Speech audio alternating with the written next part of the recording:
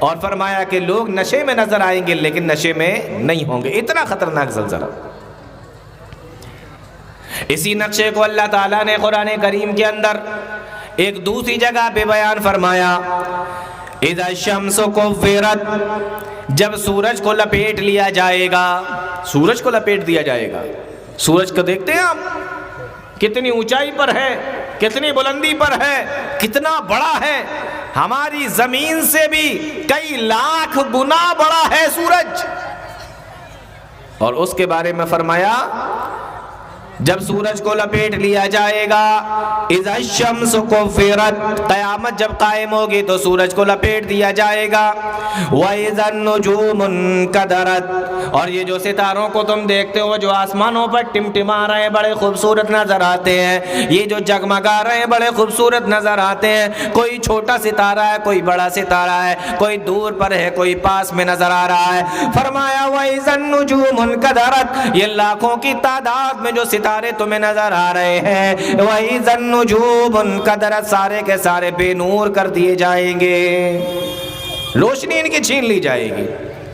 کوئی بلب ہو، جلا ہو، اچانک اس کی روشنی ختم ہو جائے اور بند ہو جائے یا فیوز ہو جائے تو کیسا نظر آتا ہے، آپ اندازہ کریں. وَإِذَا الْجِبَالُ سُيِّرَتْ، یہ جملہ بھی غور سے سنو.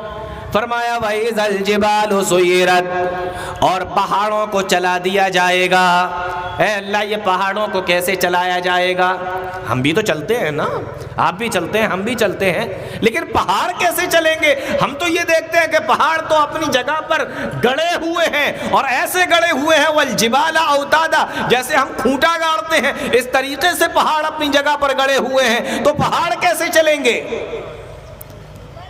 اللہ نے اس کو بھی سمجھا دیا کہ دیکھو میں بتاتا ہوں پہاڑ کیسے چلیں گے. کبھی آپ سردیوں کے دنوں میں رجائی، گدا اور لحاف لے کر کسی مشین والے کے پاس میں جا کر جو اس کو دھنتے ہیں، بنتے ہیں، اس کے پاس گئے ہیں آپ لوگ کبھی؟ ابھی تو سردی کا موسم شروع ہو رہا ہے تو یہ تجربہ آپ نے دیکھا ہوگا. آپ کہتے ہیں لیجئے بھائی یہ ہماری پرانی روئی ہے، اس کو ذرا دھنیے اور اس کو جو ہے لحاف کے اندر اور گدے کے اندر ڈال دیجئے. تو وہ مشین کے اندر روئی کو ڈال دیتا ہے اور اس کے بعد مشین کے اندر سے نئی ہو کر روئی نکلتی ہے. پھر وہ لکڑی لے کر اس کو گدے کے اندر ڈال کر یوں ایسے بٹھاتا ہے، ایسے کر کے. دیکھا ہے نا آپ لوگوں نے؟ ہاں، وہ اس طریقے سے روئی پہ ایسے لکڑی مارتا ہے تاکہ روئی جو پھول جاتی ہے وہ بیٹھ جائے. تو روئی کو بٹھانے کے لیے وہ اس پہ لکڑی چلاتا ہے. لکڑی جب وہ اس کے اوپر چلاتا ہے تو اس میں سے کچھ روئی جو ہے نا اوپر کی طرف اڑتی ہے، اس کے ذرے اس روئی کے اوپر کی طرف اڑتے ہیں اور ہوا میں اڑ کر ادھر ادھر بکھر جاتے ہیں. اللہ نے اسی کو فرمایا یوم یکون الناس کالفراش المبثوث وتکون الجبال کالعہن المنفوش. روئی کی گالوں کی طرح یہ پہاڑ اڑنے لگیں گے. جیسے وہ روئی اڑتی ہے نا ایسے پہاڑ اڑیں گے. اور ابھی بھی سمجھ میں نہیں آیا ہو تو ایک اور مثال سے سمجھاتا ہوں میں.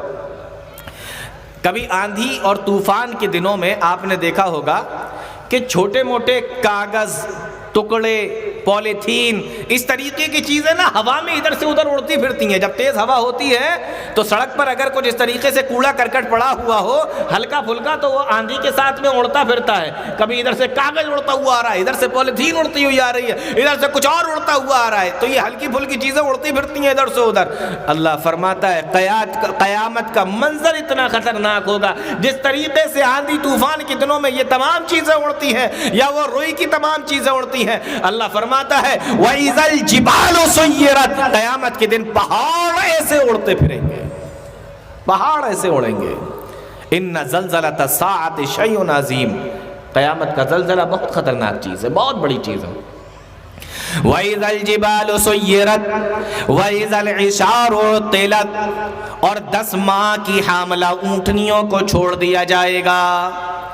عرب کے ہاں سب سے پیارا اگر کوئی جانور ہوتا تھا تو اونٹ ہوا کرتا تھا. اور اونٹ میں بھی اگر کوئی پیارا ہوتا تھا تو اونٹنی ہوتی تھی، کیونکہ اونٹ کا فائدہ صرف ایک ہے اور اونٹنی کا فائدہ یہ ہے کہ اس اونٹنی سے ایک دوسرا بچہ، اس سے ایک تیسرا بچہ، اس سے ایک چوتھا بچہ ہوگا، اس سے تعداد بڑھے گی. تو اونٹ میں بھی اونٹنی زیادہ پیاری. اور اونٹنی بھی وہ ہو جو 10 ماہ کی حاملہ ہو۔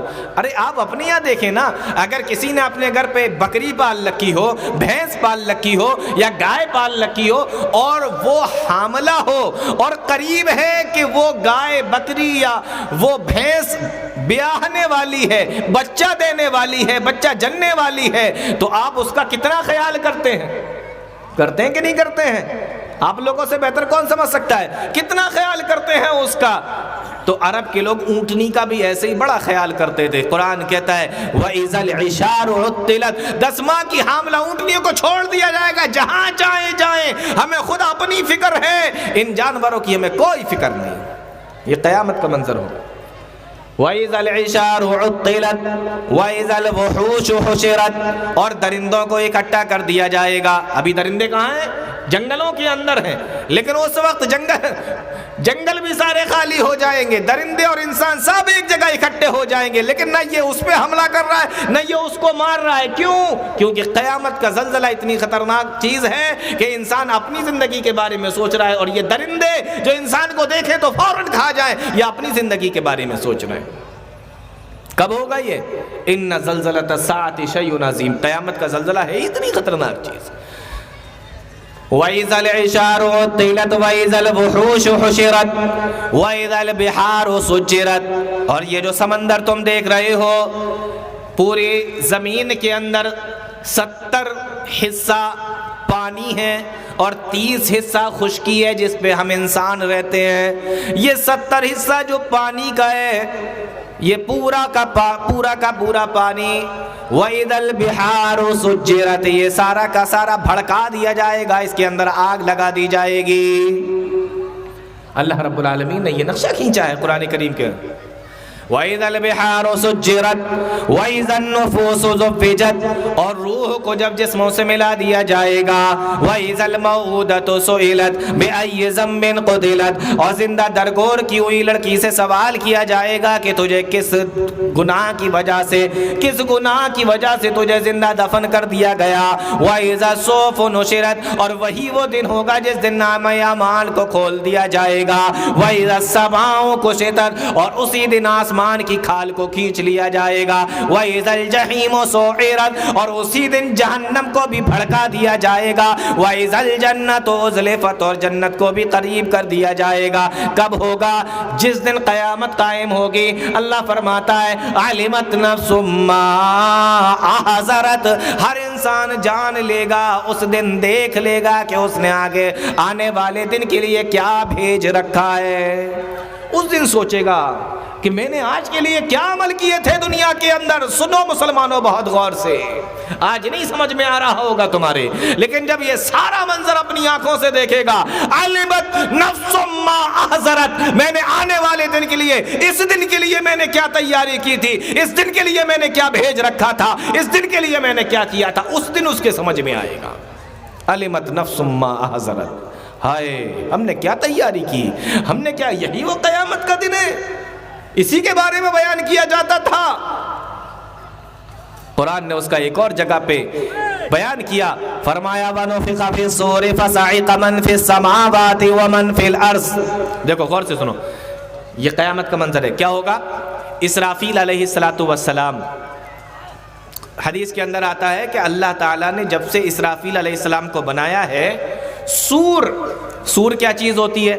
آپ نے کسی بیل کا سینگ دیکھا ہے نا، سینگ، بڑا سا سینگ بیل کا، اسی کی شکل کا، بیل کے سینگ کی شکل کا ایک سور ہے۔ اسرافیل علیہ السلام یوں منہ پہ لگائے اور آسمان کی طرف، اللہ کی طرف یوں بیٹھے دیکھ رہے ہیں کہ کب اللہ تعالیٰ کی طرف سے حکم ملے اور کب میں اس میں پھونک ماروں، کب میں اس میں پھونک ماروں۔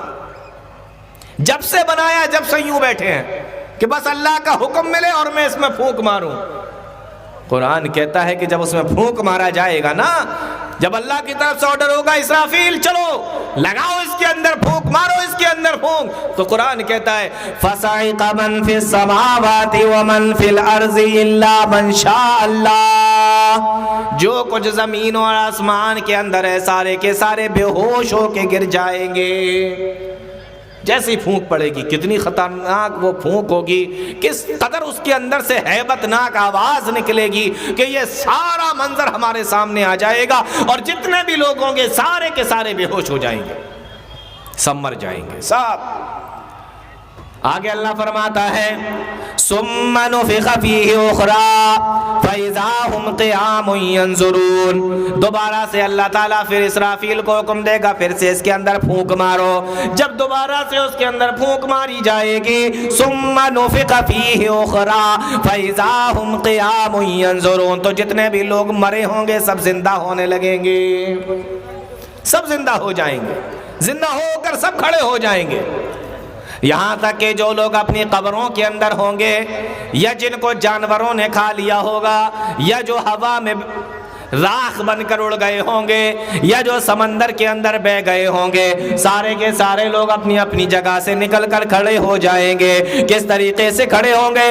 فرمایا قالو یا ویلنا من بعثنا من مرقدنا، ہائے ہماری ہلاکت، ہائے ہماری بربادی، ہائے ہماری بربادی، من بعثنا من مرقدنا، ہمیں ہماری خوابگاہوں سے کس نے اٹھا دیا، ہمیں ہماری قبروں سے کس نے جگہ دیا، من بعثنا من مرقدنا، ہائے ہماری ہلاکت، ہماری بربادی، ہمیں کس نے اٹھا دیا۔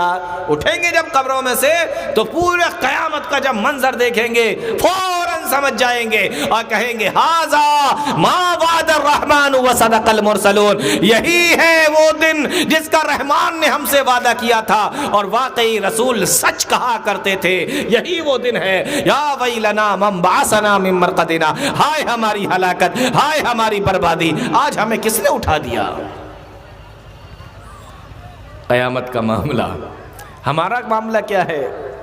ہمارا معاملہ یہ ہے کہ ہم کھا رہے ہیں، پی رہے ہیں، کھا رہے ہیں، پی رہے ہیں اور مزے کر رہے ہیں، ہم سمجھ ہی نہیں رہے ہیں کہ قیامت کا زلزلہ اور قیامت کا معاملہ کتنی خطرناک چیز ہے۔ اللہ تعالیٰ نے جانتے ہو کیا کہا؟ کھاؤ پیو، لیکن اگر قیامت کے تعلق سے آپ غفلت کا شکار ہیں، بہت غور سے سن لیجئے، اگر قیامت کے تعلق سے آپ غفلت کا شکار ہیں، کوئی اس کی تیاری نہیں ہے، نوجوان اپنے جوانی کے اندر مست ہے، عورتیں ان کو اپنے گھر کے کام کاج سے فرصت نہیں ہے، بزرگوں کو ہوٹل پر بیٹھ کر چائے کی چسکیاں لیتے ہوئے باتیں بنانے سے فرصت نہیں ہے، کسی کو دین کی، اللہ کی، اسلام کی، مسجد کی، نماز کی، مدرسے کی اگر فکر نہیں ہے تو سمجھ لو اللہ تعالیٰ نے فرمایا کلوا وتمتعوا قلیلا انکم مجرمون، تم دنیا کے اندر کھا لو، فائدہ اٹھا لو، انکم مجرمون، بے شک تم مجرم ہو، تم مجرم ہو، تمہیں قیامت کے دن ضرور پکڑ لیا جائے گا۔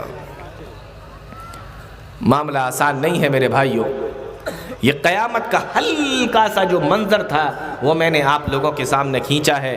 ہمیں ضرورت ہے اس دن کے لیے تیاری کرنے کی، تاکہ اللہ کے سامنے جب ہماری حاضری ہو، قیامت کا دن ہو، ہمیں ہماری قبروں سے اٹھایا جائے تو ہمیں یہ نہ کہنا پڑے کہ ہائے ہماری ہلاکت، ہائے ہماری بربادی، ہمیں قبروں سے کس نے اٹھا دیا، یہی وہ دن تھا جس کا ہم سے وعدہ کیا گیا تھا، بلکہ ہم دیکھیں، ہمیں خوشی ہو کہ چلو اللہ تعالیٰ نے یہ دن بھی برپا کر دیا، اب ہم اپنے اعمال کے اور اللہ کی رحمتوں کے ساتھ جنت کے اندر چلے جائیں گے۔ اس طریقے کا معاملہ ہمارا اور آپ کا ہونا چاہیے۔ اللہ تعالی ہم تمام لوگوں کو نیک عمل کی توفیق عطا فرمائے، قرآن و حدیث کو سمجھنے کی، اس پر چلنے کی توفیق عطا فرمائے، آمین یا رب العالمین۔ وآخر دعوانا الحمدللہ رب العالمین، والسلام علیکم ورحمۃ اللہ۔